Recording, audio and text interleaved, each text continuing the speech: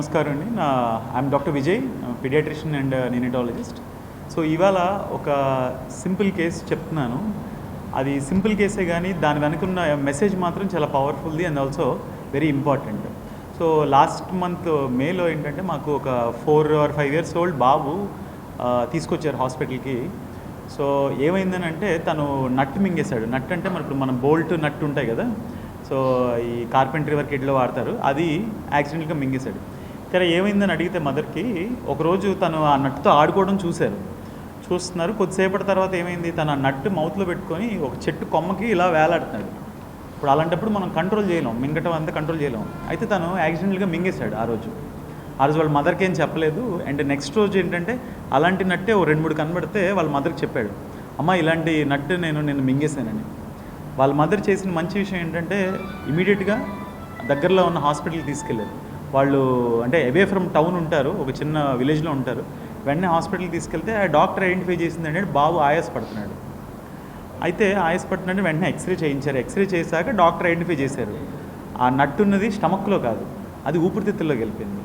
Okay, సాధారణంగా మనం తిన్న ఫుడ్ ఏమవుతుంది, స్టమక్లోకి వెళ్ళాలి. అక్కడ తనకేమైంది, అది లంగ్స్లోకి వెళ్ళింది. అయితే తర్వాత ఏంటంటే వెంటనే వాళ్ళు నా దగ్గర తీసుకొచ్చారు. చూసి నేను చెప్పానమ్మా ఇలాగ దానికి బ్రాంకోస్కోపీ అని ఒక ప్రొసీజర్ చేయాలి. ఇప్పుడు ఎండోస్కోపీ అనేది కడుపులోకి వెళ్తుంది, కెమెరాతో ఉండే పైపు. బ్రాంకోస్కోపీ అనేది ఊపిరితిత్తుల్లోకి వెళ్తుంది. సో దాంతో తీయాలని చెప్పాను. సో మొత్తానికి వాళ్ళు ఏదో చిన్న ఫైనాన్షియల్ డిఫికల్టీస్ అవి ఉన్నా కానీ ఓవరాల్గా అంతా మనం సెటిల్ డౌన్ చేసి ఇమీడియట్గా మనం అదే రోజు సాయంత్రం ఇక్కడ మనకు జరిగిన గుడ్ థింగ్ ఏంటంటే ఆ బాబు వాళ్ళ మదర్కి చెప్పడం అది తను మింగేశాడని. లేకపోతే మనకి ఎలాంటి క్రిటికల్ పొజిషన్లో వచ్చేవాడో మనం చెప్పలేం. ఇది ఫస్ట్ కేసు. రెండో ఉదాహరణ సేమ్ ఇలాంటిదే ఒక 13 years బ్యాక్ జరిగింది ఒక ఇన్సిడెంట్. అందులో కూడా సేమ్ వయసున్న బాబు, అంటే మేము చదువుకునే టైంలో యాక్చువల్గా అది తను మా దగ్గర తీసుకొస్తే తను ఏంటంటే అప్పుడు నిమోనియాతో వచ్చాడు. అసలు ఆ నట్టు మింగటం అసలు ఆ హిస్టరీ అదంతా లేదు, ఆ డీటెయిల్స్ ఏం లేవు. తను ఓన్లీ నిమోనియాతోను బ్రీతింగ్ ప్రాబ్లంతో వచ్చాడు. చాలా రోజులు ట్రీట్మెంట్ ఇచ్చాము, నెక్స్ట్ ఆక్సిజన్ పెట్టాము, ఇంజెక్షన్స్ అవి ఇచ్చాము, ఎంతకి తగ్గట్లా. అది ఆ ప్లేస్లో బ్రాంకోస్కోపీ అనే ఫెసిలిటీ లేదు. సో మేమేంటంటే సరే కలెక్టివ్గా టీం అంతా డిసైడ్ అయ్యి లేదు బ్రాంకోస్కోపీ చేయించాలి తనకి అని చెప్పి సిటీకి పంపించాం, వైజాగ్ పంపించాం. పెన్ క్యాప్లో ఇంకా చిన్న క్యాప్స్ వస్తుంటాయి.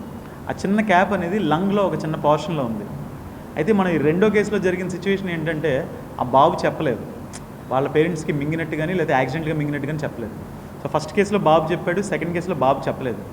సో ఈ బాబు రెండో బాబు చాలా స్ట్రగుల్ అయ్యాడు. తను ఆల్మోస్ట్ 2 weeks హాస్పిటల్లో ఉన్నాడు, ఇంజెక్షన్స్ తీసుకున్నాడు, ఆయాసపడ్డాడు, పేరెంట్స్ కూడా చాలా ప్రాబ్లం ఫేస్ చేశారు.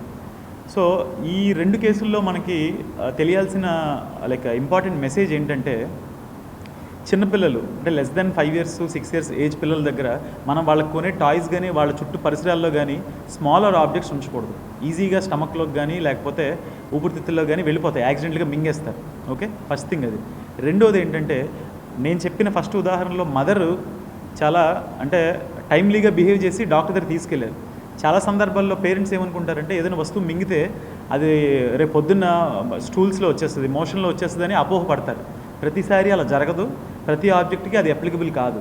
సో ఏదైనా ఒక ఆబ్జెక్ట్, స్మాల్ వస్తువు ఆబ్జెక్ట్ ఏదైనా పిల్లలు మింగేసినప్పుడు యాక్సిడెంటల్గా డాక్టర్ని సంప్రదించడం అనేది, కన్సల్ట్ చేయడం చాలా చాలా ఇంపార్టెంట్. అది పొద్దున్న స్టూల్లో రావడం రాకపోవడం అదర్ థింగ్స్ అనేవి మీకు డాక్టర్ వివరించి చెప్తారు. సో ఏదైనా ఇలాంటి అవేర్నెస్ కోసమే మనం ప్రత్యేకంగా ఈ 2 కేసులు చెప్పడం జరుగుతుంది. Thank you all.